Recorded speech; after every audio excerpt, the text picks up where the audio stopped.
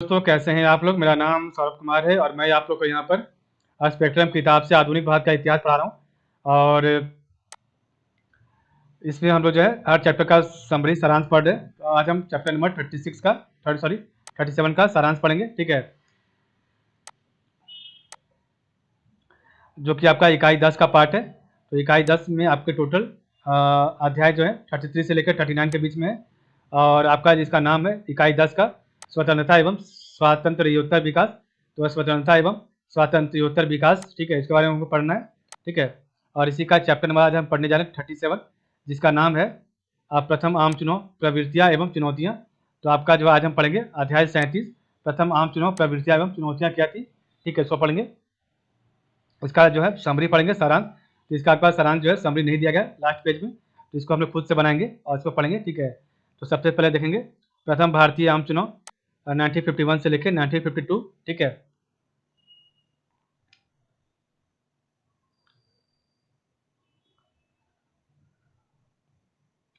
तो प्रथम भारतीय आम चुनाव 1951 से लेकर 1952।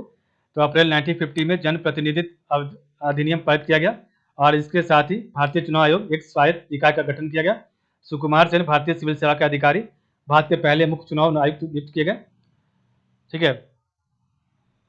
तो अप्रैल 1950 में जन प्रतिनिधित्व अधिनियम पारित किया गया और इसके साथ ही भारतीय चुनाव आयोग एक स्वायत्त निकाय का गठन किया गया।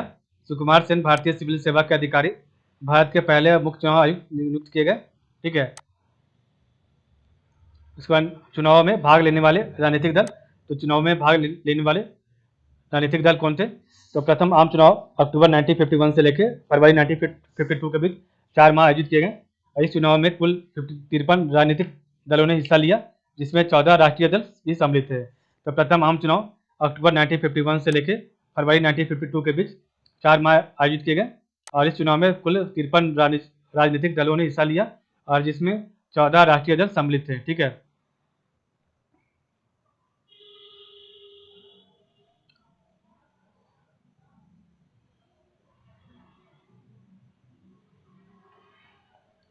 तो स्वतंत्र भारत के चुनाव से पूर्व नेहरू के पूर्व मंत्रिमंडल में रहे दो साथियों श्यामा प्रसाद मुखर्जी और बी.आर. अम्बेडकर ने भारतीय राष्ट्रीय कांग्रेस (आईएनसी) की सर्वोच्चता को चुनौती देने के लिए पृथक राजनीतिक दलों का गठन किया।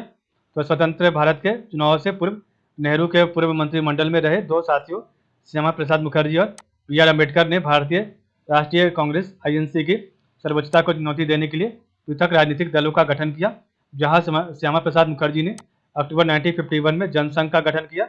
वहीं बी.आर. अम्बेडकर ने अनुसूचित जाति फेडरेशन, बाद में इसका नाम रिपब्लिकन पार्टी रखा गया, जो है पुनर्जीवित किया, ठीक है।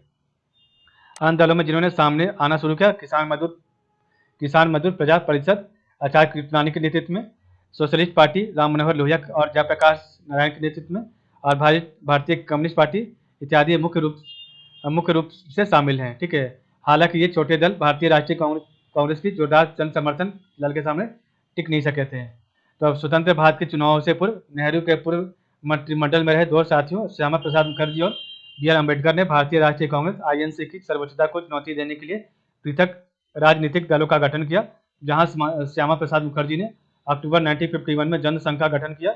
वहीं बी.आर. अम्बेडकर ने अनुसूचित जाति फेडरेशन, बाद में इसका नाम रिपब्लिकन पार्टी रखा गया, को पुनर्जीवित किया। अन्य दलों में जिन्होंने सामने आना शुरू किया किसान मजदूर प्रजा परिषद आचार्य कृपलानी के नेतृत्व में, सोशलिस्ट पार्टी राम मनोहर लोहिया और जयप्रकाश नारायण के नेतृत्व में, भारतीय कम्युनिस्ट पार्टी इत्यादि मुख्य रूप से शामिल हैं। हालांकि ये छोटे दल भारतीय राष्ट्रीय कांग्रेस की जोरदार जन समर्थन दल के सामने टिक नहीं सके थे। तो निर्वाचन क्षेत्र आपका प्रथम आम चुनाव 1951 से लेकर 1952 जो 401 निर्वाचन क्षेत्रों में लोकसभा की 489 सीटों के लिए आयोजित किए गए, ठीक है। और 26 भारतीय राज्यों का प्रतिनिधित्व किया था, ठीक है। राजनीतिक परिदृश्य क्या था उसमें पढ़ेंगे आगे। प्रत्येक उम्मीदवार हेतु पृथक मतदान पेटी। तो प्रत्येक उम्मीदवार के लिए पृथक मतदान पेटी थी और राजनीतिक परिदृश्य उसमें कैसा था, ठीक है। आम चुनाव व्यवस्था एवं तैयारियां। तो आपका चुनाव व्यवस्था एवं तैयारियां कैसी रही, ठीक है। उसके बाद चुनाव का परिणाम। तो भारतीय राष्ट्रीय कांग्रेस (आईएनसी) ने 489 में से 364 लोकसभा सीटें जीतकर ऐतिहासिक जीत दर्ज की, ठीक है। और 45.7% मतदान किया गया था, ठीक है। जवाहरलाल नेहरू लोकतांत्रिक रूप से चुने गए देश के प्रथम प्रधानमंत्री बने थे। और प्रांतीय विधानमंडलों में कांग्रेस ने 2248 सीटों पर विजय प्राप्त की थी। ठीक है, और कांग्रेस ने केंद्र और सभी राज्यों में सरकार बनाई। यद्यपि कांग्रेस 4 राज्यों मद्रास, त्रावणकोर, कोचीन, उड़ीसा और पेप्सू में बहुमत प्राप्त नहीं कर सकी। ठीक है, और इस चुनाव में एक बात अविस्मरणीय रही कि 40% मतदान योग्य महिलाओं ने मतदान किया था। ठीक है, तो चुनाव का परिणाम क्या था? तो भारतीय राष्ट्रीय कांग्रेस आईएनसी ने 489 में से 364 लोकसभा सीटें जीतकर ऐतिहासिक जीत दर्ज की। 45.7% मतदान किया गया। ठीक है, और जवाहरलाल नेहरू लोकतांत्रिक रूप से चुने गए देश के प्रथम प्रधानमंत्री बने। प्रांतीय विधानमंडलों में कांग्रेस ने 2248 सीटों पर विजय प्राप्त की। कांग्रेस ने केंद्र और सभी राज्यों में सरकार बनाई। यद्यपि कांग्रेस 4 राज्यों मद्रास, त्रावणकोर, कोचीन, उड़ीसा और पेप्सू में त्रावणकोर, कोचीन, ठीक है, आपका उड़ीसा और पेप्सू में जो है बहुमत प्राप्त नहीं कर सकी। इस चुनाव में एक बात अविस्मरणीय रही कि 40% मतदान योग्य महिलाओं ने मतदान किया था। ठीक है, नेक्स्ट हम पढ़ेंगे आपका आम चुनाव 1951 से लेकर 52 में सीट प्राप्त करने वाले दल।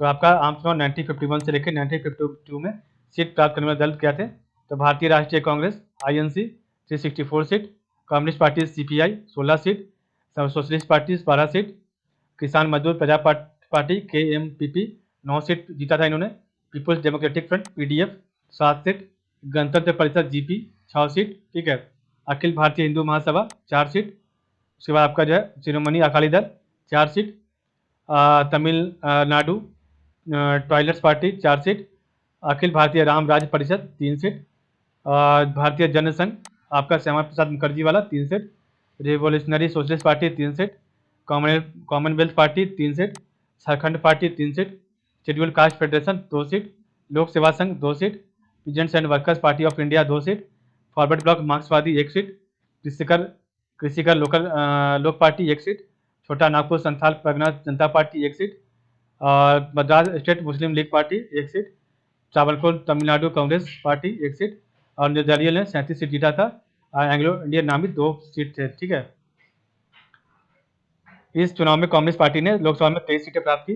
राजाओं और जमींदारों की पार्टी गणतंत्र परिषद ने उड़ीसा में राज्य विधानमंडल की 31 सीटें प्राप्त की थी। ठीक है, तो इस चुनाव में कम्युनिस्ट पार्टी ने लोकसभा में 23 सीटें प्राप्त की। राज्यों और जमींदारों की पार्टी गणतंत्र परिषद ने उड़ीसा में राज्य विधानमंडल की 31 सीटें प्राप्त की थी। ठीक है, तो इस प्रकार हमने देखा आज का वीडियो। तो आज के लिए बस इतना ही। आप लोग का बहुत बहुत धन्यवाद।